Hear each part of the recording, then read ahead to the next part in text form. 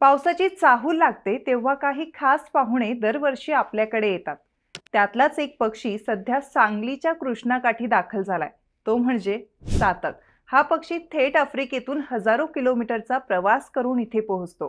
काळ्या पांढऱ्या रंगाची छटा असणारं शरीर, डोक्यावर उठून दिसणारा तुरा, शेपटीच्या टोकांवर उठून दिसणारा पांढरा शुभ्र रंग, असा देखणा चातक सध्या पलूस तालुक्यातील बनचप्पा बणी परिसरात दिसतोय. पक्षी निरीक्षक संदीप नाझरे सांगतात की हा चातक पक्षी जून ते सप्टेंबर पर्यंत कृष्णाकाठी थांबणार आहे. सध्या बुलबुल, रॉबिन, पावशा यांसारख्या गाणाऱ्या पक्ष्यांसोबत चातकचंही गाणं ऐकायला मिळतंय. त्याच्या सुरांनी रानात एक वेगळीच मधुर आवाजाची गोडी पसरली आहे. शेतकरी नेहमी म्हणतात की चातक पक्षी आल्यावर लवकरच पाऊस पडतो, कारण हा पक्षी फक्त पावसाचंच पाणी पितो असंही समजलं जातं.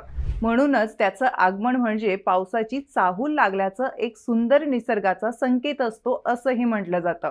पावसाची वाट पाहणाऱ्या बळीराजासाठी चातक हा पक्षी एक मोठी उमेद घेऊन येतो. म्हणून चातक म्हणजे फक्त एक साधारण पक्षी नाही, तर तो पावसाच्या अगोदर येणारी एक आनंदाची चाहूल आहे.